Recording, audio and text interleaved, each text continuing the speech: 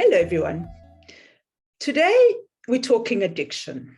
Now, addiction's insidious. It doesn't only affect the addict, it affects the family, it affects the parents, it affects friends. It's just seeps into everything, and we don't even understand or know where it goes. And there's a lot of judgment that we feel. We see someone on the street and we think, an addict, such a bad person and useless and weak, and all kinds of things come into our heads. But we don't, and we just walk away, not really understanding or taking the time to talk or to see what the full story is. And that's about the addict. But today I'm talking about the other side of addiction. I'm talking about the family, the mother, the people who have to watch the addict and feel so helpless. Or what else do they feel? Today I've got a beautiful, my beautiful guest is Sheila Hyer. Hello, Sheila. How are you today? Well, I'm fine. How are you? I'm very well. Thank you, Sheila. Good. Now, Sheila, we're speaking to you from the other side. So you have experienced addiction, but your family, your children have been addicts.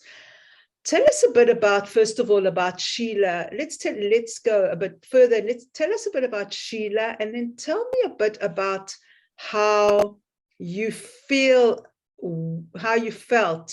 realizing that your children were addicts, or how did you come to that? Okay, a little bit about me is that I was raised in New England. I'm an RN by trade. And so that in reality gave me a little bit of a background. Now, it's been a long time since I did any active nursing, but I still maintain and retain a lot of what I learned all those many years ago. Yes. And addiction was probably, in my case, Carina, one of the very last things I ever thought I would deal with. Now, interestingly, in my family, there were addictive tendencies. And through my siblings and myself, we have all faced some of the issues of it. Yes. I guess if I were to speak very honestly, I would say I never would have thought I would face it with Kevin. Knowing who he was, and but we did. The bottom line is it came crashing down 2 years ago. Yes. And how did you know about it? Like, because a lot of times, you feel because you're a mother, right? And you can feel that something is wrong, but you can't put your finger on it. Or did you prefer to, or did you know that something was wrong, but it was easier to ignore it? Oh, no, anybody would tell you I'm not the kind that's going to ignore something. And we knew Christmas 2 years ago, so that would have been 19, that something was wrong. And I cannot believe that as I say this now, I had no idea it was any form of drugs. We knew he wasn't our Kevin. Yes. We knew that. Yes. But we did not know why, nor did I ever think to say to him, "Are you using something?" Those words never came out of my mouth. Yes. The first time we knew anything was when we got a call from him from the hospital. And he explained it as a panic attack, or he wasn't quite sure what had happened. And that's the first time we were introduced to exactly what was going on. Wow. So how did you realize that there was something wrong though? So did his behavior change? Or maybe you didn't connect so often as you used to? What triggered that niggly feeling? I never had a niggling feeling that it was drugs. but I knew something was wrong with him. Kevin was the third of our three sons. He was born 8 and 9 years after his senior siblings. So Kevin was raised in a very different environment. Yes. When he was 2 months old, he was going to soccer games, and he spent all of his time doing all of the activities that the family was doing. So in other words, our life didn't change to bring Kevin in. Kevin came into the family and began to do everything that everybody else did. Yes, yes. And Kevin was never disciplined as a child, Carina. He didn't need to. It just wasn't part of his personality to challenge. If we said we were going somewhere, he said, fine. If we said, you're staying home with the boys, he'd say, fine. He was an early reader, so he would read all the times. I have volumes of books that he wrote when he was able to write, which was probably first, second grade. Wow. And so he always found great comfort in himself. So he would read 2 or 3 books at a time. I mean, there was just nothing Kevin ever did that you would say, geez, where does that come from?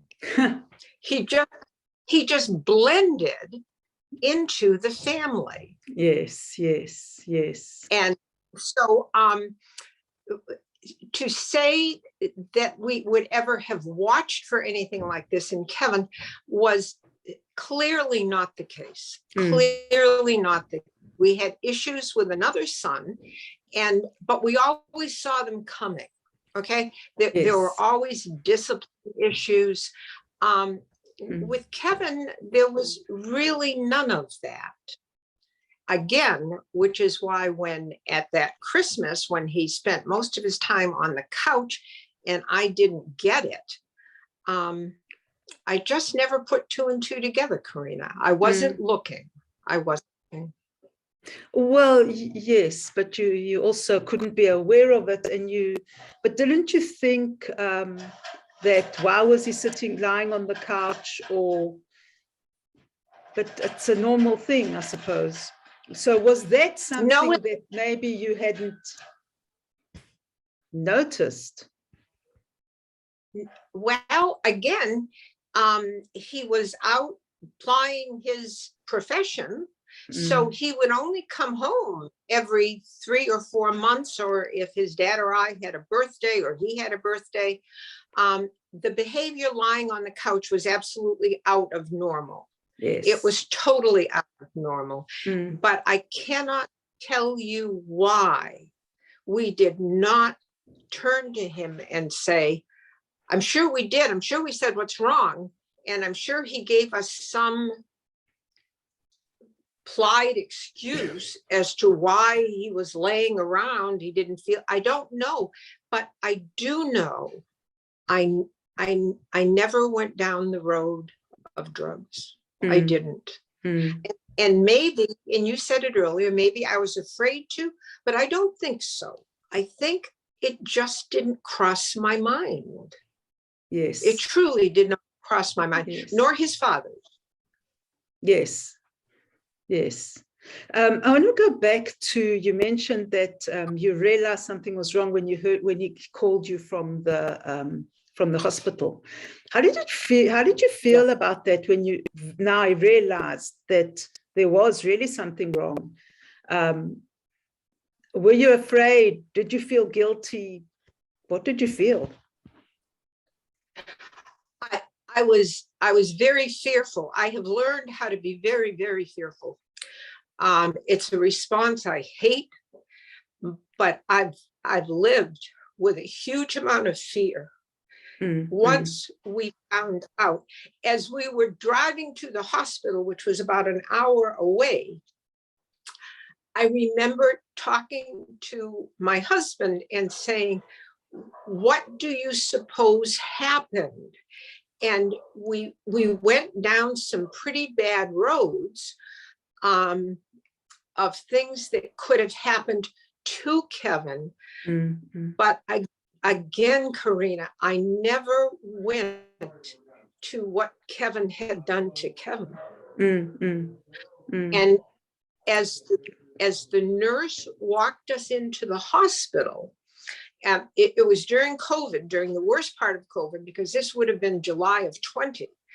And we, of course, could not get into the hospital except for the kindness of this one supervisor who, she knew what was going on with Kevin. We did not.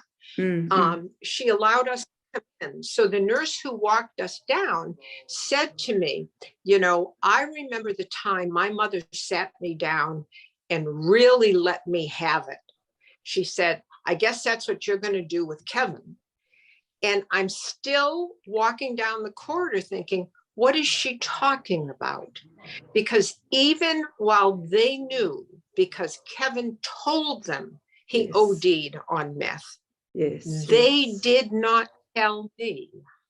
So I walk into his hospital room where I can't believe what's sitting before me or laying before me. Mm. And I still didn't know. It wasn't until we talked to the nephrologist who was going to try to save his life that we realized he had been on crystal meth. Whoa. So how did you feel when you saw him?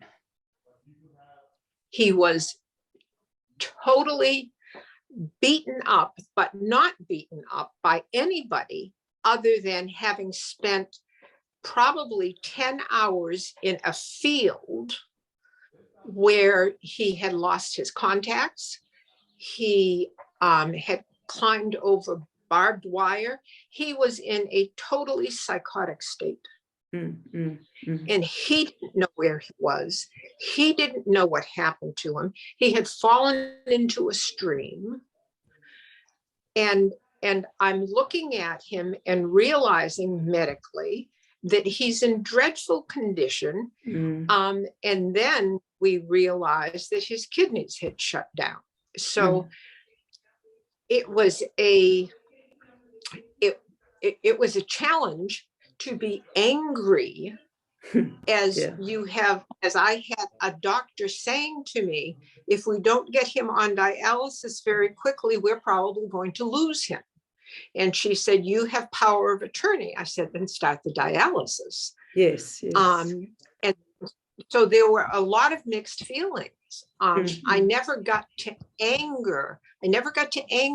Meanwhile, while he was in the hospital, Carina, he was not functioning well. He was totally paranoid. He couldn't talk out loud because somebody would hear him. So it wasn't Kevin. Okay. Yes. It was his body. And so we had so very much that we were attempting to deal with. And the urgency, of course, was his physical condition. Yes. And that was easy to deal with because I know that, you know, you do dialysis and you get the kidneys functioning, and you certainly hope you get the kidneys functioning. So we were always in the moment, Carina. We were in what was the challenge of the moment. And in the hospital, the moment was, would he survive? It wasn't time to be angry. Yes. That came later. Later. Yes. So in some way, it was almost a blessing, right? And I know this sounds really bad, but hear me out. It was almost a blessing, because if you had seen him, you found him, he was in the hospital, he was already, and you had to be on adrenaline to keep him alive. So you didn't have time to think about any other implications. That's absolutely correct. So it was almost a good thing for your brain to get you to slowly realize what had happened and what Kevin did to Kevin. Correct. So how did you feel once everything was stable and he was okay? that's probably when the confusion and the anger wasn't there then.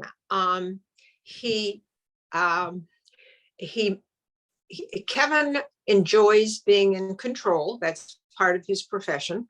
Yeah. So he was able to convince them to let him out of the hospital. I think it was like 10 or 12 days after he was initially admitted, and after probably 4 to 6 days of dialysis, and his kidneys kicked right back in, blessedly. But then he needed to be on antibiotics because obviously he was found in a field, and his entire body was messed up. So he convinced the duty doctor to let him go home, where my mom can give me the IV antibiotics. Interestingly, this was out without asking my mom if she thought she wanted to do that. And that was fine, because at least we got him home, and that's where we felt we might have some input, if you will. I got to know the prescribing pharmacist really, really well, because nobody came to show me. And I haven't practiced nursing in probably 45 years. Wow. So to suddenly look at an IV port and figure out which port to go into to get this IV going. But the pharmacist could not have been a grander man. He walked me through it. He could not have been kinder. And so we got through that. I do remember, and this is when the anger began to kick in. I remember I had to give him these infusions every 6 hours. So I was up at 5 a.m. and didn't get to bed until 1 a.m. because it took an hour to get the infusion in him. Yes. And I remember one day he said to me, while the infusion was running, he actually said to me, "Do you want to know the next time I fall off the wagon?" And that's when the anger began. Yeah. And I said, What are you talking about? You almost died, and you're talking about going back?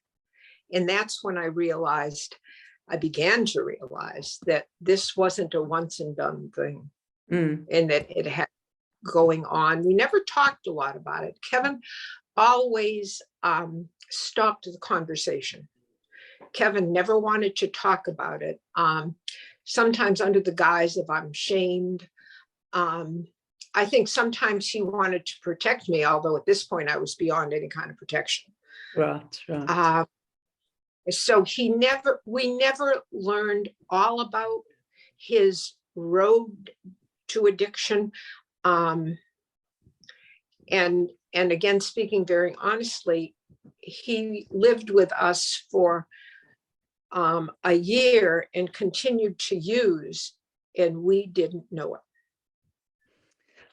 That's how cagey they can become. Yes. I think, I don't know if someone said it or I've read it somewhere, but I've also had the experience where the best manipulators, addicts are the best manipulators you will ever find, because they know exactly. And you've experienced that firsthand, right? So at any time, Sheila, did you feel guilty? No, I don't believe I ever felt guilty. I was too anxious and afraid all the time. Now, I don't think I felt guilty. It's something I can think about, Carina, but I would never say I felt guilty. I probably felt ashamed. And that's another thing, that the isolation that comes from living with someone who's going through this is so profound, because you're afraid to tell people, because you know what you always thought about addicts, you know, Right, and now I right. have one. And I'm also very private. You probably wouldn't Yes. believe that from this Yes. conversation, but and I'm so very blessed. I have some wonderful, good and close friends, and I could not even say that to them. It took me a long time before I could tell people what was happening in my life. People sensed something because you withdraw because you don't know how to tell people. The first thing they say is, "So how are the boys?" Oh, well, one's an addict. I could not do that. I could not do that. And so one of the things Kevin and I have talked about, because we've come a long way, although Kevin and I were always close, we seem to be just as close, if not closer now. I never understood it, Carina. I should have. I guess there probably were signs, but I cannot imagine other mothers dealing with this, because the pain is so profound when you realize you cannot control someone. And I don't think I come from a control position as much as you want to take and shake them and say, what do you think you're doing? How do you think this is good? Yes. Go ahead. I'm Yes. rambling. I'm sorry. No, it's right. It's nice. It's because people need to understand how mothers feel, or how the family feels, and I'm picking up that it's that almost helpless, hopeless feeling where you Absolutely. just, what am I going to do? Absolutely. And that's exactly what you say is, what are we going to do?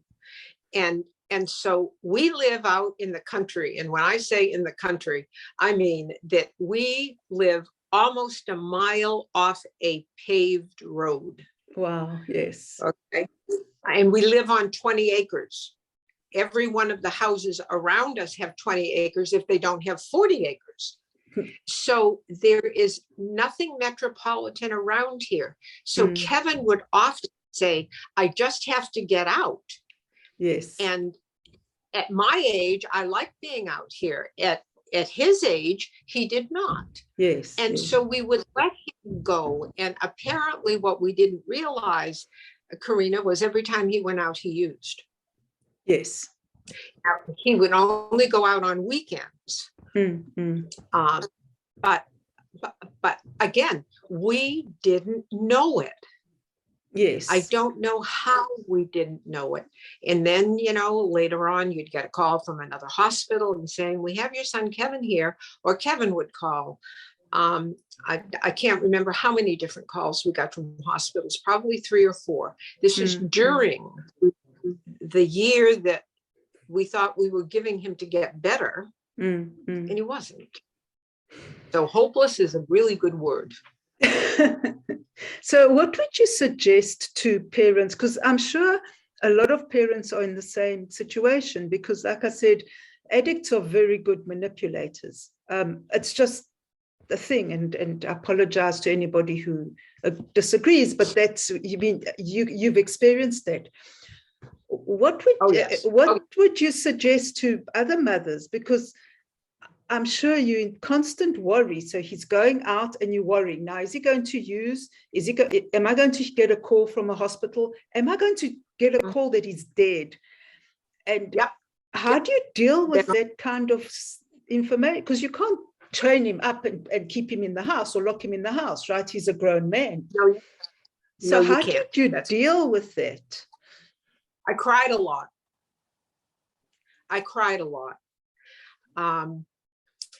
We probably made some mistakes, Carina. We did not go out and seek help for ourselves. Yes. So Ed and I found help with each other. And of course, neither of us had any kind of certification to do that. I think I prayed a lot. I don't believe that I can survive without having faith in something. So I prayed to God a lot. Of course, God wasn't really in control. Kevin was. Yes. So, and then I prayed for strength. I really prayed for a lot of strength and courage that I would give to him what he needed, which of course I didn't know what he needed. Yes. I probably would say to parents who are going through this, we didn't look for help, but I really think we should have. We have family nearby, and that became a challenge based on some of Kevin's behaviors when he was using. And it's easy for a mother to find forgiveness. Yes. I would say to people who are going through this, you must find someone to talk to, but it needs to be someone who's been there. I told you I did have a couple of good friends that I could tell, but after a while you get tired of telling people that story. Yes. Because, okay, most people don't want to hear about the bad. They would really rather hear about the good. Yes. And for a certain year and a half, we didn't have any. Kevin fought rehab. He fought rehab like he has never fought anything in his life. Yes. Yes. And ultimately, he did go. And he went back for a second refresher. And that along with his own inner strength is what appears to have turned him around. But I don't know how an addict can change without rehab and without people that care. Kevin ran into one gentleman who certainly evidenced all of his caring for Kevin. And I think he did a lot to get Kevin to realize Kevin was in control. That was what was so hard, Carina, is to watch your child destroy themselves. And you can't stop them. And so the utter frustration, that's probably why there's no guilt, there's no guilt, because you get on two different occasions, I've said things to Kevin that I never should have said, but I was at my end. Yes. Yes. I did not believe I could do it any longer, but I couldn't kick him out, Carina. I knew that if I kicked him out, I would kick him into the arms of whoever his suppliers were. I knew that. Yes. Yes. And that flies in the face of what most professionals would tell you, is that you have to let them hit bottom. And hitting bottom means you stop caring for them and you stop housing them physically, not caring emotionally, but you stop giving them a safe place to land. And we never got there. I don't know if we ever would have, but it would not have been part of who I am to have done that. So what I think as well, just listening to you, is that it's difficult because, like you said at the beginning, you judged, because everyone judges the addict, because you know what, if you're an addict, if you're an alcoholic, you must be weak. If you're doing drugs, you must be weak. You must be a useless person. So once that happened, because you know what, I think everybody nowadays has someone that they know or they've experienced in their family that's an addict, whether it's alcohol, drugs, it doesn't matter, opioids now as well. So I think it's very difficult to actually... Yes, I think you're correct. So it must be very difficult then to actually say to people, hey, you know what, I'm the one now. I judge the alcohol, I judge the addicts, but now I'm the one with an addict. So that's also very difficult to do. Yes. Because now you're being judged. So I think Yes. what Yes. we need a support structure for the family, as well as for the addict when they decide that they're ready to go into rehab, right? And maybe if you have a Yes. support structure for someone that can say, you know what, can I speak to you, like you were saying, without judgment? I just need to speak to you. I need to vent, and I need you to show me a way, because you know, you've seen it, you've experienced other people. Show me a way so that I can start healing myself, my husband. And while I heal, hopefully, then in some way, I can start healing my son or my daughter, whoever's the addict. What do you think about that kind of concept or idea? Oh, I think it's absolutely imperative. And as you were speaking, I was listening clearly, and I will tell you that the last person in the world you're thinking about is yourself, because of the fear and the anxiety that Yes. just totally overwhelms. And in our case with Kevin, when he would use, he would not have a complete psychotic break, but close. Now, those are the things, naturally, the nurse, I was able to pick up on. Yes, yes. So we always knew when we started to see that, I would be able to say, you've been using, or something to that. He hated that expression. He hated everything that had to do with the word addict. And perhaps that helped him stop, because he has not used in a long time. It's 4 months now. Wow, that's good. And so that is something that we can cleave to. But the last thing in the world I was ever thinking about was my mental health. And I knew that it was going downhill.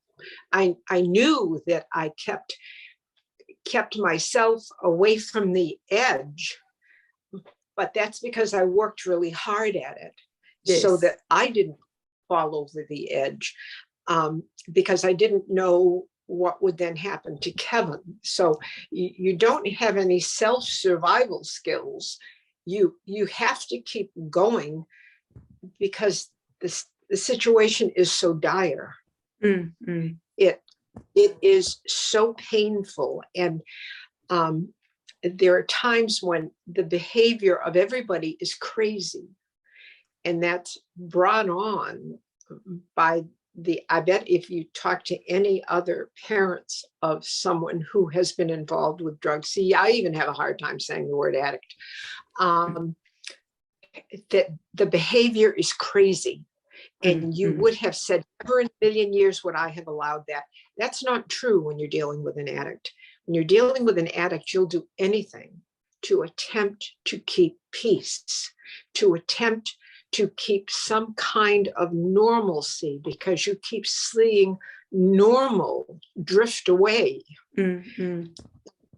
And I wanted to do everything. I would say to Kevin, I want you back. Because the Kevin that I had for a year and a half before he got into rehab was not the Kevin that I had known for 40 years. There was no resemblance to the Kevin that I knew. And that was probably, for me, the hardest thing, was he wasn't Kevin.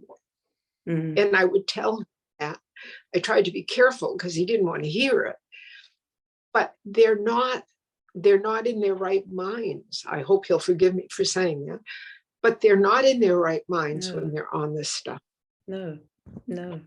And then you go ahead. No, sorry. You get left with this shell who at times goes off the deep end. And at one point, he was sure that somebody had thrown a bag of drugs on our property. And we're talking 20 acres here. Wow. Wow. And okay. And of course it was isolated to near the driveway and near the lane, but he wanted to go through and look for it. And just so many other instances of times when he wasn't with us. He was here physically, but I will, and he knows this, I will devote the rest of my life, if I can, to trying to help anybody I can, so that somehow we can do something about this drug problem. And I know that Kevin is coming from the point of view that based on his credentials, he should not have been in meth. And yet he tried it, and within a few times, I guess, was addicted. And that doesn't surprise me because of the genes in our family. And so much of this is genetic. So much of it just feels good. When they use drugs, apparently, it must feel really good, Carina. Well, I guess I get that too.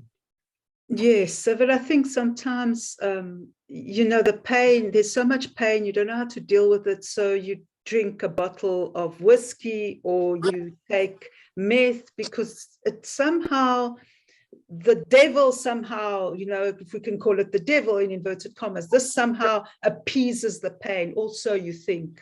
So it's very difficult to judge it, really, if you don't really know. But for you to have gone through it and to have experienced all that is painful. And there's so many other people that have experienced it. So I know, I just want to ask you one more question, then we'll go back. And I'm saying, how do you feel now that Kevin's clean? He's clean for 4 months. Are you still afraid? Do you still watch him like eagerly looking for those signs that you know by now? I try very hard not to. And probably the really honest answer is, now that he has become so involved in this foundation, he knows that he could not do the foundation and drugs at the same time. Yes. And he's chosen the foundation. I do not watch him like I used to. And I try, I would say that my anxiety level about his use is very, very manageable. Okay. I mean, I've taken the serenity prayer to heart. Yes. God grant me serenity to accept the things I can't change. And for parents, we can't change it. We can't. I mean, maybe if they're younger, you have a better shot. But my son was 40. He wasn't used to mama telling him what to do. So my honest answer to your question is no. Maybe I'm foolish. Maybe somebody would say, you shouldn't be there. But I choose not to live with that kind of anxiety if I don't have to. And I don't. I have to right now. He's shown me enough. Kevin is back. Okay, Carina. My Kevin is back. Yes. And I certainly pray that he stays back, which is where my faith kind of helps me. Yes. But I don't terribly, terribly worry anymore. Yes. So that also helps a lot. But I'm sure if you were worrying about it, the support of someone, of an external person, a counselor or something would help, right? Yes, absolutely. Yeah, I told you that was probably the biggest mistake we made, was not reaching out to something in the community that would, and I know there are organizations, I think we were just so flummoxed. We were so over our heads Yes. That didn't even seem, I didn't think I could go and sit in front of a group of people and say, well, let me tell you my story. Yes. I didn't think I could. Yes. So because of this experience, which was horrible, but you've come out, and we've met Kevin, and Kevin is like on top of the world right now, and it looks like he's got his act together. But we know that you've created a foundation. Tell us a bit about the foundation, because of your experience and your willingness to help other people in the same kind of predicament. It's a beautiful initiative. How did you come to this idea? Well, see, we didn't. This was all Kevin. And I'm going to take a pass on that, because neither Ed nor I know a great deal about the foundation. And to a certain extent, Carina, I like it like that. This is Kevin. No, Yes, this is yes. Kevin.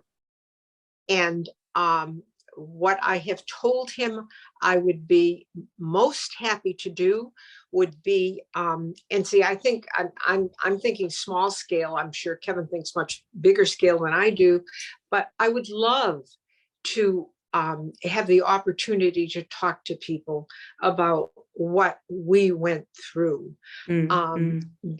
Being careful at all times, because it looks like Kevin has found his way. Yes. I would have to be so very careful in talking to a family where the child, the brother, the sister, whatever, has not, because I know that feeling only too well. And I could never be unaware of, I think I could react very easily with their pain. I'm probably not ready to share my joy, if I don't know if that makes any sense, but I'm not ready to say how lucky are we. I feel that way and I pray that way, but I would prefer to talk to people who are still trying to come out of it, and I'd rather share their pain than share my joy, because I don't know that it won't happen again. I can't think that way, but I would really love to talk to people who are going through it, because nobody knows like I do, except another mother. Yes, yes, yes. And I think if you had that support, what would you have done differently? What if you had heard someone reach and say, you know what, Lux, someone else would have said, you know what, this is what I've experienced and I'm willing to speak to you. Would it have made a difference in your life? Way back Yes. when you first got that call for the hospital, of the hospital, what would have been different? Okay, that's a really good question. I think if I had understood a few things, number one, about meth. Now we did, obviously, Ed and I both did a lot of research on meth. I think if I had had the support of somebody saying, this isn't a once and done thing. Yes. If I had somebody say, of course he doesn't want to go into rehab. When you go into rehab, you have to stop using. Yes. Okay. Yes. In my mind, Carina, he wanted to stop using because I wanted him to. Yes. Okay. Yes. He didn't. It was over a year. It was 14 months. He went in and out of so many programs because he didn't want it. We did. We kept saying, you need to do this. Okay. And then he'd shoot himself in the foot, or he'd take the director on. Yes. All the time using. Well, he was part of the program. Only he was the only one picking the program. I wished I had known then that that it wasn't going to be fixed, that it wasn't the kind of thing that you could just take the meth away and say, okay, now you're all set. Yes. I didn't know that. Yes. I didn't know the power of it. I didn't know the pain. Now, that's something we've never really talked about. I know Kevin pretty well. I know all of his struggles. I never realized they got that far ahead of him. And if I had talked to somebody, they would have probably allowed me to understand, which is what I would do to another family, is there's no quick fix. Yes. Maybe someone would say to us, you're telling us that it's not even quite 2 years and he's in a good place. That's not bad. Okay. And that may be the truth, but it was my 2 years. Yes. I think I needed to know that. I needed to know that my wishing didn't make it so. But that I would also tell them that if you as a parent can't love them, who can? Yes. Because the rest of the world has gotten them to the place where they turned to, whether it was alcohol or drugs.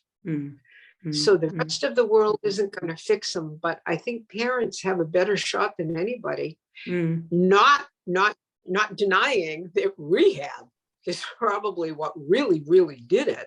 Yes. But that, we had people say to us, people who we really, really cared about, that we had to kick him out. And my logical mind would say, so where does he go? Yes. How does he make the money? I know how he'll make the money. So he can keep buying, so he can live in his car. I had somebody say to me, doesn't he have a car? He can live in it. And I'm thinking, dear God, how have we gotten here? Yes. That we think that the solution is you kick them out. Yes. Yes. I also don't understand that because people don't realize that you kick them out and you really, it's like kicking a sheep or a lamb into, I don't know, a forest full of coyotes. Predators. And without that, it's very hard, I'm sure, because you're watching and you're supporting and you're going like, I'm helpless, I'm hopeless.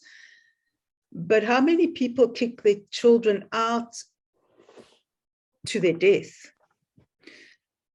But then it's a judgment as well. So it's a very difficult place to be. Yes. It's a very difficult place to be. And so, that's on top of the fact you're already dealing emotionally with what's going on. You're dealing physically with what's going on, because what you're trying to do is feed them and house them, and then there's the mental aspect, Carina. Sometimes he would talk and talk and talk about things that were racing through his befuddled mind. He could, the paranoia. Now for Kevin, you spoke earlier about blessings, like having to deal with the medical issues, so you can't really get mad at the addict. But emotionally, the drug was destroying his brain. Yes. And Kevin has always been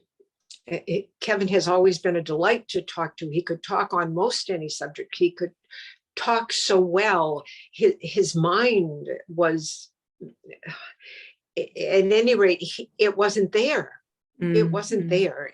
And so again, as a parent, I would do anything to get it back, as though I had the power.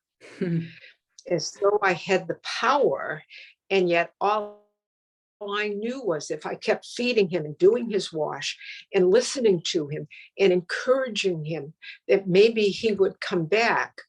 But rehab, along with that, and I can't deny that, I can't encourage people, but if the addict doesn't want to go to rehab, they don't go. Yes. Take yes. it from heaven. Yes. Yes. You can't force them into rehab. We had a rehab call us one time. It took us 13 hours to drive the lad there. And within 3 days, one of the counselors in rehab says, you know, this isn't going to work. He doesn't want to be here. And I remember saying, can I talk to your supervisor, please? Yes. You know, we hadn't been home 2 days when we got the call. And so he left rehab and did meth. Yes. And there's nothing, and there's nothing you can do. So you have to really have a lot of faith and know that, you know, just hope that somehow he finds his way. And we are going to have a conversation with Kevin next week. So it'll be very interesting to tie it in. So to see his side of the story. But I think for now, yes, because to see what just triggers, what just pushes that button that you say, you know, enough is enough and I can't do this anymore, and what pushes the button the other way, like saying, hey, you know what, this is great, I'm going to do this and run and hide. But that's another story. Yes. So any suggestions for parents? What would you suggest, besides speaking to someone or a counselor or whatever? What else would you suggest? How do you cope in a situation like this? How do you look after yourself and cope and still remain, like, how did you still keep Sheila in all this time? How did you still keep Sheila intact within you? Well, some of it, I think, was my own DNA. Okay. I would probably, if anyone asked me, I would say I was a reasonably strong woman. Kevin has always been a hot button for me. There is something that exists between Kevin and I. What I would say is that our souls talk to each other. Mm-hmm. And that was probably one of the things that kept me going with Kevin, is that there was a form of communication that that I think exists between us, outside of us. I guess I can share this with you, that on the day that Kevin was found in the woods, I knew from, I will call it intuition because I can't give it any other name. The only other name I would give it was a spirit spoke to me, that I would be getting a call from my daughter-in-law and she would have some very bad news for me. Wow. And that week, my son, who lives next door to us, he and his 2 children were off at the beach in New Jersey, which is where we used to live. And so for my daughter-in-law to call me, there would have been absolutely positively no reason. Okay. Because she wouldn't have called. It was her week off too. So she was out having a good time. Yes. And I had just been told mentally that I would get a call from Courtney and it would be very bad news about Kevin. And she called at 4 o'clock in the afternoon. And I looked at my phone and it was Courtney. And I said to myself, here it is. Wow. And what had happened was the people who found Kevin asked him his name and he was able to tell them, although he was basically comatose. He would wake up when they yelled at him. And so she went on the internet and found the name Hyer. And the name she found, my daughter-in-law. So she was able to send her a message. and say, if you are any relation to Kevin Hyer, would you please call me? Wow. And so she did. Sure. And so then Courtney called me. At any rate, that was before Kevin called from the hospital. But I think I would say to people that there's got to be some kind of a group, a non-judgmental group, where they can talk to someone like me, because I'll talk to anybody 24 hours a day if I can help someone get through what we got through. Yes. Because I think we're through it. And just give somebody some kind of solace where someone would say, I know what you're feeling, because that's what we're looking for. We're looking for someone to say, I understand. I think in life in general, Carina, yes. We're looking for someone to say, I know you struggle. I know you struggle. It's, you can't say it's going to be all right, because not with drugs. You don't know. But it sure would be nice to have somebody say, I know how you feel.